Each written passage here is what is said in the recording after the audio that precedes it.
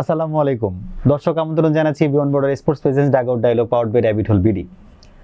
শীত কেমন লাগছে আপনাদের, বিপিএল কেমন লাগছে, এবং এই যে ম্যাচগুলো প্রতিনিয়ত হচ্ছে প্রতিদিন, এই ম্যাচগুলো অ্যানালাইসিস করার জন্য আমরা বিয়ন্ড বর্ডার স্পোর্টস থেকে আপনাদের বিপিএল এর আলাদা করে শো করছি। এবং প্রতিদিনের মতো আজকের যে ম্যাচটা আমরা শুরুতে দেখেছি সেটা হচ্ছে নোয়াখালী ভার্সেস রাজশাহী, এবং এই ম্যাচের অ্যানালাইসিস করার জন্য আমাদের সাথে উপস্থিত আছেন সার্টিফাইড পারফরমেন্স অ্যানালিস্ট আহমেদ একজন প্রতীক ভাই। প্রতীক ভাই, নোয়াখালীর জয়ের ধারা কিন্তু অব্যাহত আছে। আমরা সবসময় বলি যে জয়ের ধারা অব্যাহত রাখা, এখানে জয়ের ধারা কিন্তু সামনে একটা পর আছে। তো এই পরাজয়ের ধারা কবে বন্ধ হচ্ছে, কিংবা আপনার কাছে কিন্তু সবসময় একটা এক্সপেকটেশন ছিল যে বিপিএল এর সৌন্দর্য রক্ষার্থে হলেও নোয়াখালীর জেতা উচিত। আপনি কেমন আছে জানার আগে আমি জানতে চাই যে নোয়াখালীর জয় পরাজয়ের ধারা এটা কবে চেঞ্জ হবে আর কি। হ্যাঁ, আজকে দেখলাম যে পোস্ট ম্যাচ কনফারেন্সে সৌম্য সরকার অ্যাপোলোজাইজ করেছেন নোয়াখালীবাসীর কাছে যে টানা পরাজয়ের জন্য যে দর্শকরা ডিসঅ্যাপয়েন্টেড হচ্ছেন নোয়াখালীর। তো এখন দেখেন যে টিম কম্বিনেশন তো কোনোভাবেই তারা সেট করতে পারেননি আসলে টুর্নামেন্টের শুরু থেকে, বাট আজকে মনে হয়েছে যে কিছুটা তারা টিম কম্বিনেশনের দেখা পেয়েছেন বা টিমটা গোছানোর পথে রয়েছে ষষ্ঠ ম্যাচে, সেরকম মনে হয়েছে। আমি নিয়মিত বলছিলাম সাদাত হোসেন দীপুকে টিম ইনক্লুড করার ব্যাপারে, আজকে অবশেষে দেখা গেছে সাদাত হোসেন দীপুকে, যদিও তার আইডিয়াল ব্যাটিং পজিশন নাম্বার 3 বা নাম্বার 4-এ উনি আজকে ওপেন করেছেন, এবং নোয়াখালী এক্সপ্রেসকে বেস্ট পসিবল যে স্টার্টটা দেওয়া পসিবল সেটা কিন্তু তারা করতে পেরেছেন। হাফ সেঞ্চুরি পার্টনারশিপ ছিল ওপেনিংয়ে, কিন্তু পরবর্তীতে আসলে ইনিংসটাকে কিন্তু ওইভাবে মোমেন্টাম গ্যাদার করতে পারেনি নোয়াখালী এক্সপ্রেস। আপনি দেখেন অ্যারাউন্ড 7.4 ওভার্স তাদের রান ছিল 57 বিনা উইকেটে, যে মোমেন্টে আসলে সাদাত হোসেন দীপু ডিসমিসড হন তানজিম হাসান সাকিবের বলে। এর পরবর্তীতে ধরেন অ্যারাউন্ড 12 ওভার খেলা ছিল, হাতে 9 উইকেট হাতে ছিল, এবং আজকে কিন্তু ব্যাটিং লাইনআপটা একটু গভীরও ছিল নোয়াখালী এক্সপ্রেসের। সেই জায়গায় আপনি মোহাম্মদ নাবি বলেন, উনি শুরুতে এসে স্ট্রাগল করেছেন, মাস সাদাকাত স্ট্রাগল করেছেন, জাকের আলী দলে ব্যাক করে যে কয়টা ডেলিভারি পেয়েছেন ক্যাশ ইন করতে পারেননি, 3টা বল পেয়েছিলেন। হায়দার আলীও ওভাবে ক্যাশ ইন করতে পারেননি, শুধুমাত্র মোহাম্মদ নাবি লাস্টের দিকে কিছু বাউন্ডারি স্কোর করেছেন। সৌম্য সরকার কিছুটা রান পেয়েছেন, বাট ওনাকেও অল থ্রু দ্য ইনিংস খুব রাস্টি মনে হয়েছে। আপনি দেখবেন যে ইনিংসের ফার্স্ট ডেলিভারিতে উনি আই ফ্রম দ্য বডি একটা শটে নিক করে 4 পেলেন, পরে কিন্তু একটা ফ্রি হিট পেয়েছিলেন। তো নর্মালি হয় কি যে ইনিংসের শুরুতে যখন আপনি ফ্রি হিট পাবেন ওটা আসলে ইউটিলাইজ করে ব্যাটসম্যান মোটামুটি ছন্দে চলে আসেন, কিন্তু আপনি আজকে দেখবেন যে সেই বলটাতে সৌম্য সরকার ক্যাচ হন। তো ওনারও কনফিডেন্সের ঘাটতি রয়েছে, এবং নোয়াখালী এক্সপ্রেসের আসলে ফর্মটা তার এই কনফিডেন্সটার ল্যাক অফ কনফিডেন্সের পেছনে কন্ট্রিবিউট কিছুটা করেছে আমার মনে হচ্ছে। তো যদি 15 থেকে 20টা রান বেশি করা যেত, এবং কিছু কি জায়গা যদি আমি বলি যে মাস সাদাকাতের ডেলিভারি গুলো যেগুলো ডট হয়েছে, ইভেন মোহাম্মদ নাবি at one stage he was 4 out of 11 deliveries, এখানে 7টা ডেলিভারি ডট।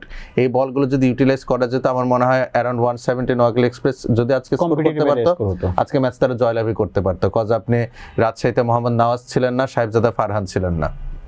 তো সত্যি কথা বলতে গেলে দে মিসড আ চান্স টুডে। এই প্রথমবার টুর্নামেন্টে আমি বলতে পারবো যে আজকে এমন একটা ফাউন্ডেশন ছিল যেখান থেকে নোয়াখালী এক্সপ্রেস ম্যাচটা বের করতে পারতো, কিন্তু উল্টো তারা হেক্সা মিশন কমপ্লিট করলো পরাজয়ের। প্রদীপ ভাই, আমরা আজকে যেটা দেখছিলাম যে আপনি বলছিলেন যে সাদাত হোসেন দীপু যখন টিমে এসেছেন এটা ভালো পার্টনারশিপ শুরুতে দেখেছি। আমি যখন ফার্স্টে দেখছিলাম যে পাওয়ার প্লেতে একটু আস্তে ধীরে খেলার চেষ্টা করছিল, যদি বলি পার্টনারশিপটা মেক করার একটা ট্রাইং ছিল, এবং দুজনে 57-এর একটা পার্টনারশিপ করে। এরপর আমার কাছেও মনে ছিল যে এটা হয়তো আরো বড় একটা স্কোর করতে হচ্ছে, কারণ পরে কিন্তু অনেক ট্যালেন্ট পর্যন্ত ব্যাটসম্যান ছিল। যদি বলি সাদাত হোসেন দীপু 28 বলে 30 রান, টি-20 ঘরানার ব্যাটিং নাই, কিন্তু তারপরও একটা স্টার্ট দেওয়ার জন্য তাদের দুজনের কন্ট্রিবিউশন ছিল। 43 বলে 59 রান করতে দেখেছি সম্মুখে, এবং মোহাম্মদ নাবি হচ্ছে 26 বলে 35 রান। আর বোলিং লাইন আপের ক্ষেত্রে যদি আমরা বলি যে রাজশাহীর ক্ষেত্রে রিপন মন্ডল আজকেও সেম ভাবেই তার ভালো পারফরমেন্স আমরা দেখেছি, 4 ওভারে 27 রান 2 উইকেট। ক্যাপ্টেন শান্ত 1 ওভার 1 রান 1 উইকেট। আসলে আমার কাছে কিন্তু ট্রুলি যদি বলে ভালোই লেগেছে জিনিসটা। আমি যদি ব্যাটিং লাইন আপের কথা বলতে চাই, সেখানেও কিন্তু বেশ স্ট্রাগল ছিল রাজশাহীর ব্যাটিং ইনিংসে আমার কাছে যেটা মনে হয়েছে। এক মোহাম্মদ ওসিম যদি বলি 60 রান করেছেন 35 বলে, এছাড়া কিন্তু এরকম ভাবে কারোরই রান ছিল না। আপনার কাছে রাজশাহীর ব্যাটিং লাইন আপ এবং নোয়াখালীর বোলিং লাইন আপ নিয়ে যদি জানতে চাওয়া হয়, সেক্ষেত্রে আপনি কেমন ফিল করছেন দুইটা টিমের? দেখেন, নোয়াখালীর বোলিং লাইন আপটা কিন্তু বেশ ফর্মিডেবল। এখানে হাসান মাহমুদ রয়েছেন, মোহাম্মদ নাবি রয়েছেন, জাহির খান রয়েছেন, মেহেদি হাসান রানা রয়েছেন, মাসাতাকাত রয়েছেন, 5 জন কোয়ালিটি বোলার তাদের স্কোয়াডে রয়েছে বা মেইন 11-এ রয়েছে। আপনি যদি রাজশাহী ওয়ারিয়র্সের ব্যাটিং লাইনআপের দিকে তাকান তাহলে আজকে কিন্তু তারা সাহেবজাদা ফারহান এবং মোহাম্মদ নওয়াজকে ছাড়া খেলতে নেমেছে, তো এটা কিন্তু তাদের ব্যাটিং শক্তিকে কিছুটা হলেও খর্ব করেছে। উপরন্তু ইয়াসির আলী রাব্বিকে খেলেই যাওয়া হচ্ছে, আমি জানি না কেন। আকবর আলীকে কি পুরাটা টুর্নামেন্টের সুযোগ দেওয়া হবে কিনা, ম্যাচের পর ম্যাচ ব্যর্থ হচ্ছেন এবং ইয়াসির আলী রাব্বিকে খেলেই যাওয়া হচ্ছে। মানে I would have love to ask Hannan ভাই, যদি তার সাথে আমার সামনে দেখা হতো যে পেছনে থিঙ্কিংটা কি আসলে। আচ্ছা, এখন আসি যে মোহাম্মদ ওয়াসিম, উনি আইএল টি20-তে এমআই এমিরেটসের হয়ে খেলেছেন এবং সাকিব আল হাসানের সাথে একই টিমে ছিলেন আর কি। উনি ফাইনালটা দুর্ভাগ্যবশত তারা জিততে পারেননি, তবে উনি খুব ভালো ফর্মে ছিলেন এবং সেখান থেকে ভিন্ন একটা টুর্নামেন্টে এসে শুরু থেকেই পারফর্ম করা, এটা খুবই প্রশংসার একটা দাবি রাখে এবং বেসিক্যালি আসলে তার ইনিংসের উপর ভর করে রাজশাহী ওয়ারিয়র্স আজকে টার্গেটটা চেস ডাউন করে। কষ্টের জায়গায় এটা যে তানজিদ হাসান তামিম পুরোটা টুর্নামেন্ট জুড়ে খুব ভালো ফর্মে আসতে পারছেন না। আজকে প্রথম 9 বলে তার মাত্র 1 রান ছিল। দ্যাট মিনস উনি ইনিশিয়ালি ভাবছিল, মানে তানজিদ হাসান তামিমের ভালো দিকটা কি ছিল যে উনি খুব অকুতোভয় ব্যাটিং করতে পারেন, উইকেটে নেমে শর্টস খেলতে পারেন। ওই জন্য কিন্তু তার টেকনিক্যাল ডেফিসিয়েন্সিগুলো নিয়ে আমরা কখনো কথা বলি না, কজ তানজিদ হাসান তামিম, পারভেজ হোসেন ইমন সবাই হচ্ছে এক্স ফ্যাক্টর ব্যাটসম্যান আমাদের টিমে। তো যেদিন খেলবেন সেদিন আসলে ম্যাচ বের করে আনবেন, কিন্তু এই ধরনের ব্যাটার যখন প্রথম 8টা-9টা বলে রান বের করতে পারে না, these are not good science. এবং আজকে যদি আপনি ডিসমিসালটা দেখেন মেহেদী হাসান রানার ডেলিভারিতে, সেই একই মোড, ওই আপনার ফ্রন্ট লেগ ক্লিয়ার না করে পজিশনটা আপনার মিড অফ বরাবর থাকছে, এটা একটা ফান্ডামেন্টাল এরর আপনার ব্যাটসম্যান হিসেবে। সেটা কিন্তু আজকে তানজিদ হাসান তামিমের ক্ষেত্রে আমরা আবার দেখতে পেরেছি। মুশফিকুর রহিমের ক্ষেত্রে হাসান মাহমুদ খুব বুদ্ধিমত্তার পরিচয় দিয়েছিলেন। দ্য মোমেন্ট হি স যে Mushfiqur Rahim was going down the track, উনি লেন্থে একটু খাটো করে দেন এবং লাস্ট মিনিট অ্যাডজাস্টমেন্ট কিন্তু হাসান মাহমুদ করতে পেরেছেন, মুশফিকুর রহিম পারেননি, ফলশ্রুতিতে নিকড হন উনি।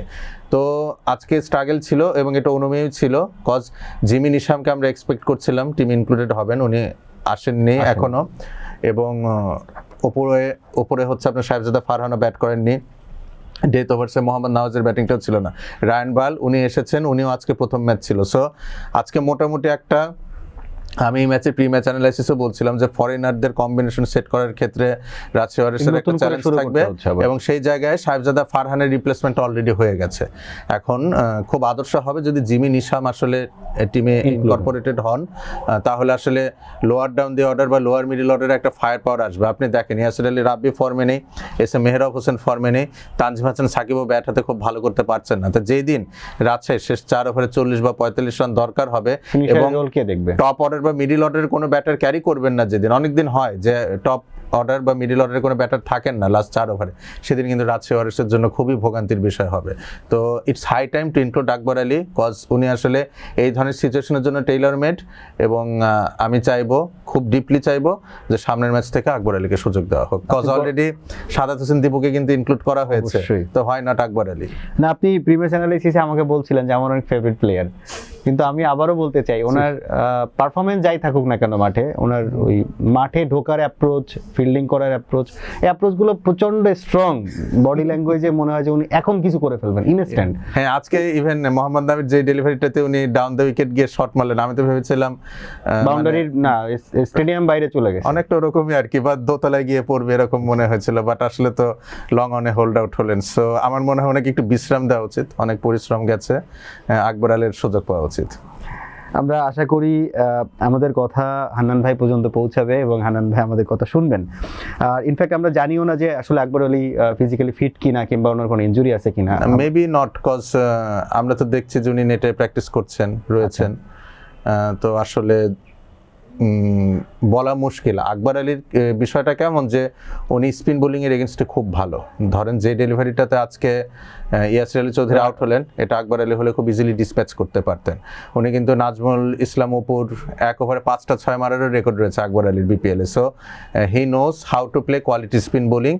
আকবর আলীর ক্ষেত্রে যেটা সমস্যার জায়গা সেটা হচ্ছে কুইক বোলিং এর এগেনস্টে আকবর আলীর টেকনিক্যাল অনেক ফ্লস রয়েছে এবং এটা নিয়ে ওনাকে কাজ করতে হবে। আমি বলছি না যে উনি একদম টেকনিক্যালি পরিশুদ্ধ batter, fast bowling, true fast bowling এর এগেনস্টে আকবর আলীর অনেক লিমিটেশন রয়েছে। বাট যেহেতু ইয়াসির আলী চৌধুরী খুব বেশি ভালো করছেন না, রাইজিং স্টার এশিয়া কাপেও খুব ভালো করেননি, আকবর আলীও ভালো করেননি, সো যেহেতু টুর্নামেন্টের 60% ম্যাচেস রাউন্ড রবিন লিগের অলরেডি খেলা হয়ে গেছে, তাহলে বাকি ম্যাচগুলো একটু আকবর আলীকে বাজিয়ে দেখা হোক।